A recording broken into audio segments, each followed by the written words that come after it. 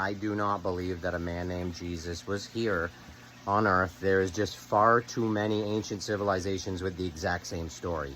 Jesus is an archetype, okay? All of these stories come from the stars. Every single story in the Bible can be told from the stars, okay? There are over 16 major religions that all have the identical story of Jesus that happened way before Jesus. He is an archetype, period.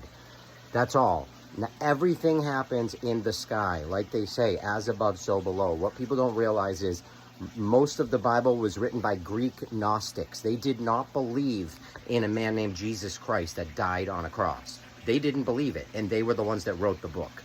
There is an encoded story in the book. When you learn how to read it, you understand it. It's a fascinating story. I mean, look back, look at pictures of Moses. Why does Moses have horns in all of these old pictures? Why? Because he symbolizes Aries. Jesus symbolizes Pisces. Jesus even, if you look at it archetypically, like Jesus is Pisces, Moses is Aries. He's stubborn, he's the ram. He didn't need to go back and save his people. He did it. It goes so deep. And what we need to realize is, like I said, it's all in the sky. Judas, he was the backstabber. Why? He's Scorpio. Why? The kiss of death. A scorpion in the ancient world stings you and leaves a teeth lip marks. Looks like a kiss. Scorpio is Judas. I mean, the whole story can be told in the sky. All of it. All right? Like, even then we get into the Bible stories and we start talking about, you know, the wedding feast of Cana. These are ancient Egyptian celebrations of the rain. The rain comes and the rain creates grapes, and then you can turn water into wine. Essentially, the water turns the grapes, and the grapes you can stomp and turn them into wine. There are so many stories. They're all ancient. Moses, again, another archetype, okay? And his 10 commandments come from the 48 negative confessions, which is Egyptian and ancient, okay? Beyond Egypt, even. That comes from the Hammurabi Code and the Law of Hammurabi. There's so much going on.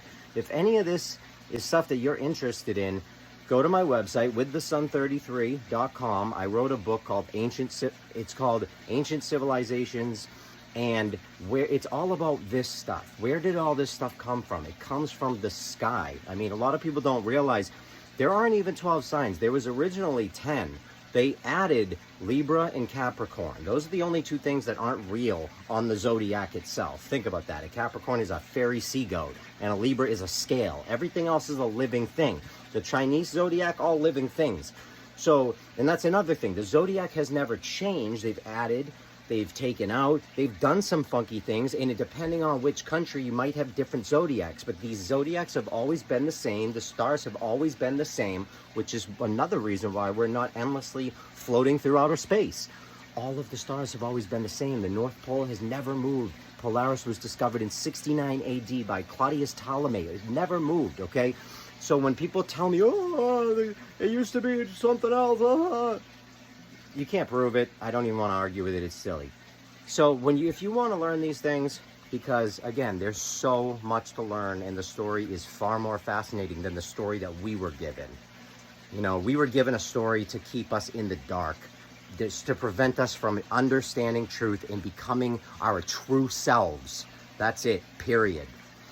This is all my opinion, but if you want to learn what I have learned over the years through studying and much research, please check me out at my website and follow me across the board, because I get so censored with the Sun 33 everywhere. I love you all, and this is my opinion.